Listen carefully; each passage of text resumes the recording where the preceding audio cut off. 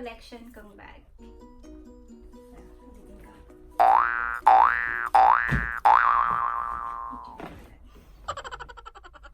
Ito yung first vlog ko.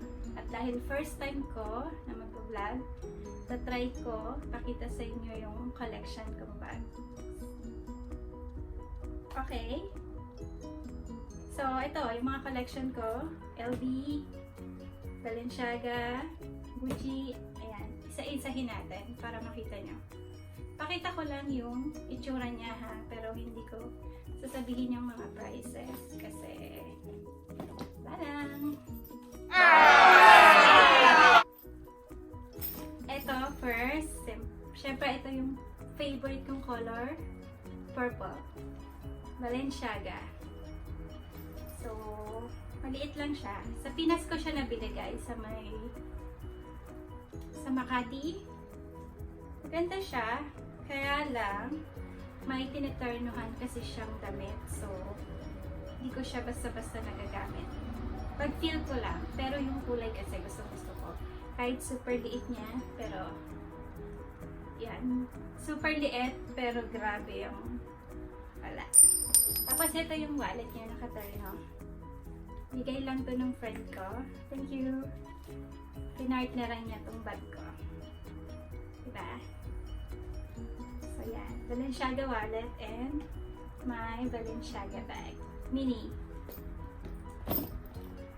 Next is my Prada. Ito ang lagi kong dala. Favorite ko talaga to. Kasi maganda siya. Tsaka napaka-social niya. And yung loob niya, madai ka din malalagay. So, may unan. Kasya ang isang unan. Ewan ko lang ang pumot. Kung kasya. Yun siya. May kalat. May patigas siyang karton. Nilalagyan ko kasi para hindi siya lumulundo pag galaw.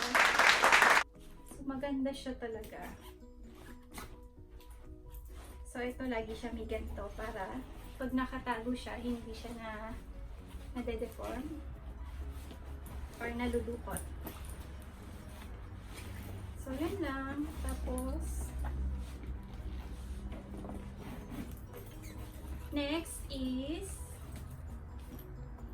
yung my favorite. Ito, favorite. LB favorite. Magaan kasi siya, tsaka parang ito na yung everyday bag ko na ginagamit. So, yun. Nabili ko siya dito sa Sydney. Sa may Bondi. Madami umaawit nito. Gusto nila tong bilhin, pero parang hindi ko siya kaya i-let go. Love ko to. Tapos ito din, everyday bag ko din to. Itong dalawa, salitan ko siya pang pag sumusundo ako kay Clyde. So, lagayan siya ng susi and wallet. Okay siya. Ito Prada. Mini Prada. Okay din siya. Pag wala ka naman masyadong dadalhin. Just key, wallet, and cellphone. Kasya dito. Also, this round bag. Ito, nagustuhan ko kasi kakaiba siya. Yung box ko is ba? Ito kasi, ang ganda-ganda nito, di ba? Kakaiba. So, nung unang labas niya, nalabat first sight ako dito. Sobrang ganda. So, okay naman yung loob. Medyo mahirap lang siyang lagyan ng cellphone ko. Kasi yung cellphone ko malaki, so pag may wallet, may kung ano-ano, yung cellphone, kasya pa rin, kaya isisiksik. Kasi ang hirap, diba? Pa-round siya, so parang iaayos mo pa yung laman. Pero okay siya, ang ganda siya pang aura. Pang malakasan ko lang to guys. Hindi siya pang mahinaan. And next ko naman is ito.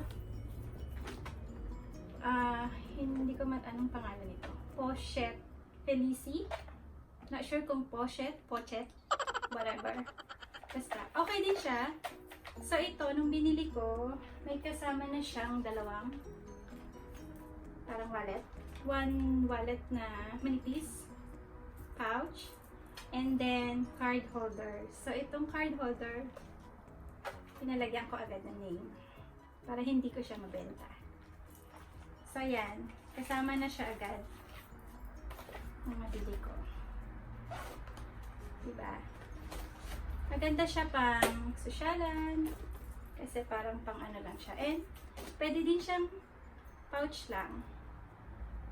Matatanggal ang handle, ang chain.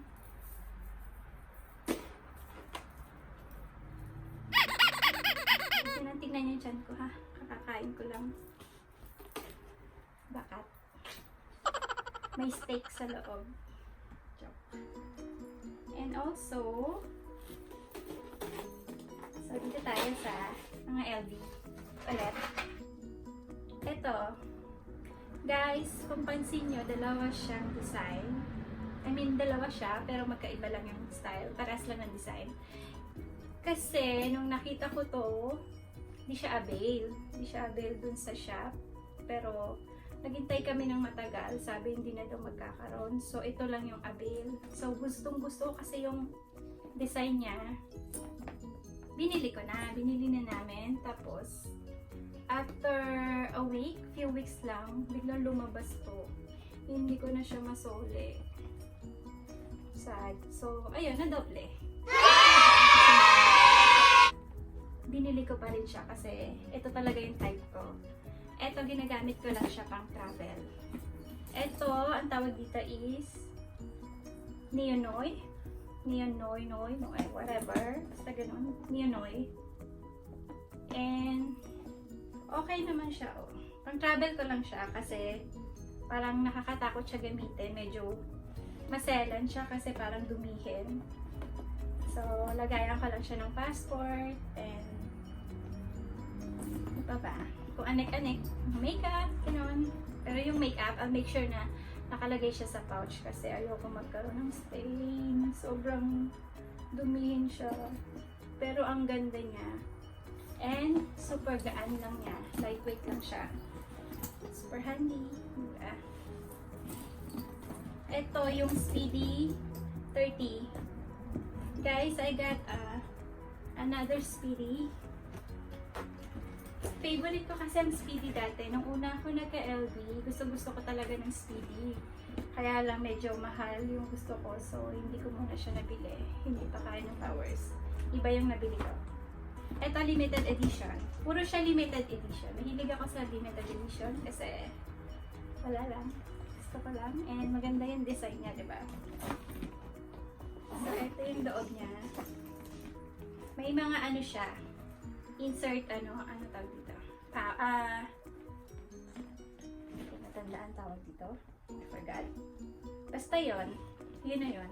So, nilalagyan ko siya para hindi rin nalulukot. Kaya pagka nakababa siya ganyan, matigas pa rin, diba? Hindi siya na-deform. Ang ganda nito guys, dalawang kulay lang to eh. Yung isang gantong style, kulay purple yung ganito. Kaya lang medyo dark, so parang mas bet ko to. And sabi nila, sabi dun sa store, parang 8 pieces lang, balitig 4 pieces lang yung dumating sa Sydney, sa Australia na ganito. So, lucky na papaisa.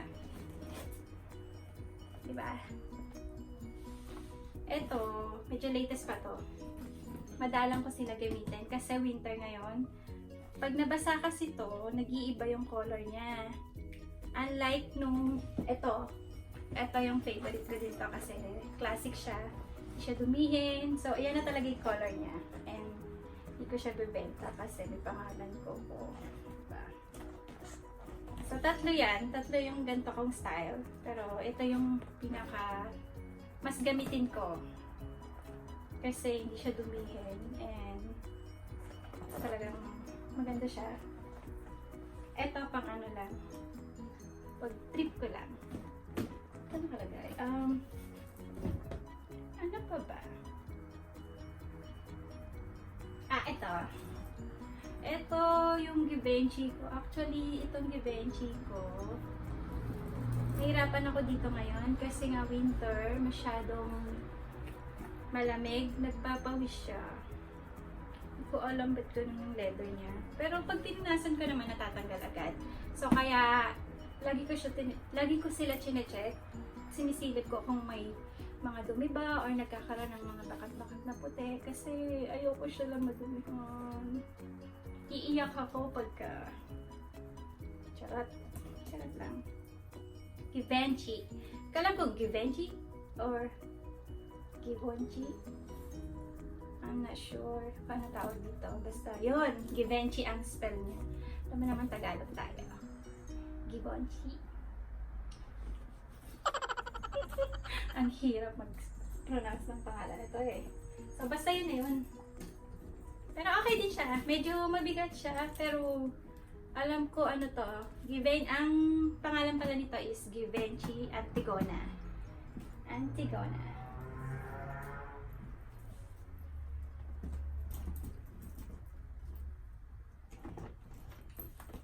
Ito yung Coach. So, nagandahan ako sa style niya. Super cute, diba? Para akong maglilinis ng kuko. And kakaiba siya. Ito yung parang unang lumabas sa Coach na ganitong style. So, yun. Nakita ko lang siya sa Poro, sa picture. And then, nung pauwi ng Pinas si Mayor, sinend ko sa kanya. Chinek niya dun sa duty free, sakto meron. So, yun. Lucky. Niregalo niya sa akin ng last Christmas. Tapos, ito naman, biglang lumabas. Pa-square naman siya.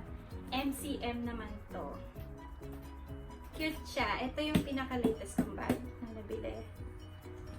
So, dalawa na yung panlinis ko ng kuko. Kung may gusto magpalinis, punta lang kayo dito. Libre. Libre ang palinis. Kayo na bahala sa pamasahin nyo. So, yun. Pag ito kasi, kakaiba yung style, diba? So, ayan. Pag in-open mo siya, para ka lang may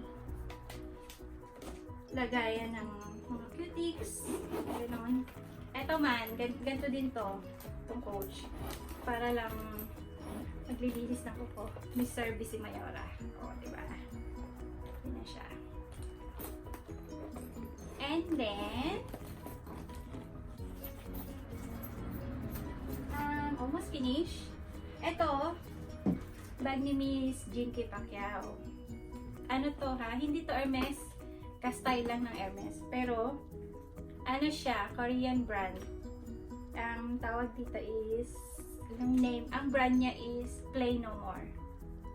So, ayan. Binalik ko yung tag kasi madalang ko naman siya gamitin. Sinabit ko lang para hindi mawala. Cute lang kasi may mata siya. Diba? And, madalang ko magamit. Pero maganda siya. Siguro, gagamitin ko pa siya na ilang beses. Tapos, hindi ko alam. Kikip ko lang pag nagka-baby girl ako. Whoopsie! Tapos ito, guys, hindi lahat ng bag ko branded. Itong dalawa, hindi siya branded ha. Itong dalawa. May nasalit na dalawa na super ganda kasi ng design. Nagustuhan ko siya. Nabili ko to nung nagpunta kami sa Melbourne. Mura lang siya. Basta cute lang siya. Para kasing Fendi yung style niya. So, and ang ganda din ng leather niya. Diba? Fendi style talaga siya. Parang copy ng Fendi. Pero walang pangalan. So, trip ko lang siya kasi ang cute. Nagaan lang din siya. Tapos ito din. Ito, yung strap niya, Pumeli yung strap. Pero yung bag, nakita ko kasi sa mall tong bag na to. Kamatch nung strap ko. So, yan, napabili ako ng bag. Pero mura lang dito, guys. Dito branded. Pero, I think it's leather. So, okay lang siya. Hindi naman kailangan lagi branded. Pero guys, alam nyo ba kung bakit kami nahihilig sa mga branded? Hindi naman yan sa tatak yan eh. Well, okay na. Isa na din yung tatak. Pero, Iba kasi guys, pag bumili ka ng bag, yung price niya, although mahal siya, pero parang pang forever mo na siya gagamitin. Talaga, as in, hindi siya naluluma. Tingnan mo naman to, ito lagi ko tong gamit. Pero hindi siya nagbabago. Wala. Siguro nagkakaroon lang ng konting gas-gas, ganun. Itaw, kami bumibili. Tayo or yung mga may hilig sa mamahaling bags. Iba kasi pag bumili ka ng, hindi ko naman sinasabing bawal bumili ka ng mumurahin ha. Kasi ako din may mumurahin ito. Pero yun lang, kasi nga matibay naman siya talaga. So worth it naman yung price na pang forever, pwede pa nga ipamana sa mga anak mo, sa apo. Ayan. Pwede mo ibigay sa apo. At tapos yun lang. Tsaka wallet lang. Isa lang wallet kong LV. At tsaka yung kasama lang dito. Hindi ako mahilig sa wallet. For handbags talaga ako. So, yun lang. I think guys, na-show ko na lahat. Saglit lang to kasi wala naman iba. Nakita nyo, yung ibang friends ko nakita na naman lahat ng bags ko. Pero ngayon pa lang siya video. Kasi ngayon lang ako nag-vlog. So, sana supportahan nyo. Na okay. Nagustuhan nyo. Please, kung may suggestion kayo or comment, subscribe to my YouTube channel, Rhea Paras, kung gusto nyo makita. And hindi lang mga bags na ipopost ko doon. Syempre, yung mga travel namin, mahilig kami mag-travel. Pero ngayon madalang kasi busy si Mayor sa work. So, intay pa kami. Tsaka wala pang budget. Nag-iipon pa. So, yun lang guys. Thanks for watching!